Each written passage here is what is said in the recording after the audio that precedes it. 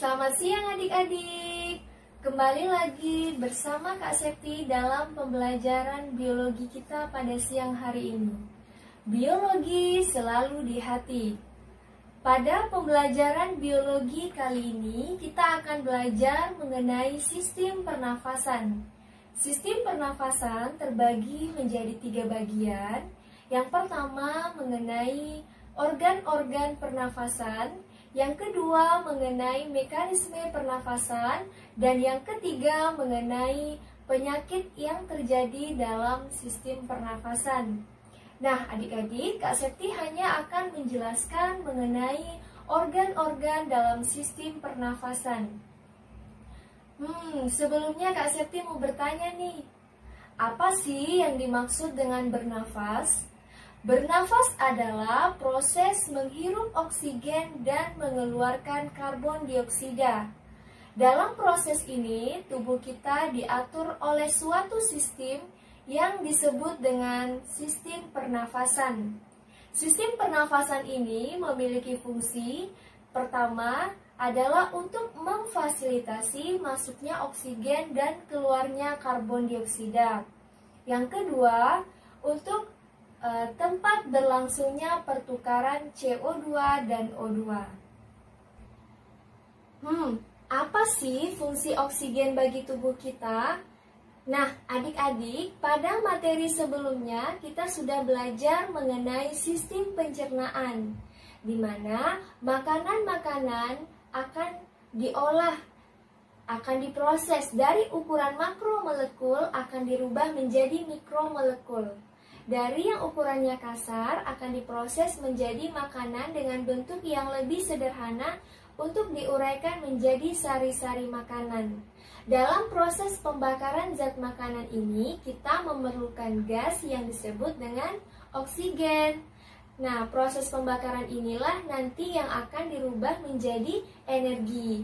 Energi inilah yang dapat kita gunakan untuk melakukan aktivitas, baik itu menulis, membaca, berlari, bahkan tidur sekalipun, kita juga membutuhkan energi. Baik adik-adik, kakak akan menjelaskan bagaimana proses masuknya oksigen ke dalam tubuh kita. Udara masuk pertama kali ke dalam tubuh kita adalah melalui hidung. Di dalam hidung terdapat bulu hidung, selaput lendir, konka, dan reseptor bau. Bulu hidung berfungsi untuk memfilter atau menyaring udara kotor yang masuk ke dalam hidung kita. Kemudian, konka mengandung pembuluh-pembuluh darah, yang mana fungsinya adalah untuk mengatur suhu. Artinya, udara yang berada di dalam udara yang berada di luar tubuh akan disesuaikan dengan udara yang berasal dari dalam tubuh kita. Kemudian terdapat selaput lendir. Pada hidung kita ada selaput lendir yang mana akan menghasilkan lendir atau yang disebut dengan mukus. Mukus ini akan menghasilkan suatu enzim yang disebut dengan enzim lisozim. Fungsinya adalah untuk memperangkap mikroba, bakteri, atau virus yang masuk ke dalam tubuh. Selanjutnya, udara dari hidung selanjutnya akan diteruskan ke faring. Faring merupakan pertigaan atau persimpangan antara saluran tenggorokan dan saluran kerongkongan. Ingat ya adik-adik, kerongkongan dan tenggorokan itu berbeda. Kerongkongan adalah saluran pencernaan makanan, sedangkan tenggorokan adalah saluran pernafasan. Selanjutnya, udara dari dalam faring akan diteruskan ke saluran laring. Pada laring ini terdapat yang namanya kotak suara.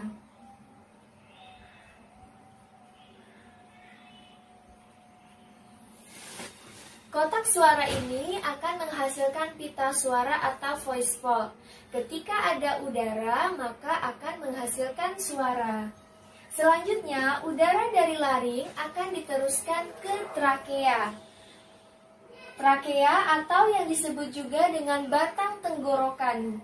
Trakea, lapisannya tersusun atas mukosa, submukosa, tulang rawan, dan adventitia. Pada tenggorokan atau trakea ini tersusun dari 15 sampai 20 tulang rawan. Kemudian, saluran dari trakea akan diteruskan ke bronkus. Bronkus terdiri dari dua bagian. Bronkus sebelah kanan disebut dengan bronkus kanan, sedangkan bronkus sebelah kiri disebut dengan bronkus kiri. Bronkus ini merupakan cabang dari trakea. Karena masih cabang dari trakea, bronkus memiliki penyusun bentuk yang sama dengan trakea, yaitu terdiri dari mukosa, submukosa, tulang rawan, dan adventitia. Selanjutnya, bronkus akan bercabang lagi yang disebut dengan bronkiolus. Nah, bronkiolus ini adalah saluran yang menghubungkan antara bronkus dan alveolus. Udara dari bronkiolus selanjutnya akan diteruskan ke alveolus. Alveolus ini memiliki bentuk seperti anggur, yang mana di alveolus ini terdapat gelembung-gelembung udara yang nantinya merupakan tempat terjadinya pertukaran O2 dan CO2. Alveolus memiliki bentuk dinding yang tipis, kemudian berisi pembuluh darah kapiler. Nah, adik-adik coba perhatikan, bronkus, bronkiolus, dan alveolus terdapat dalam paru-paru atau yang disebut dengan pulmo.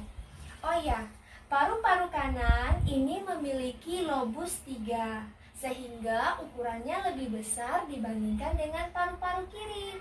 Karena jumlah lobus pada paru-paru kiri itu hanya 2, sedangkan paru-paru kanan ada 3. Selanjutnya, pada paru-paru ini dilindungi oleh suatu selaput yang disebut dengan pleura. Demikian adik-adik penjelasan Kak Septi mengenai organ-organ pernafasan. Sampai jumpa.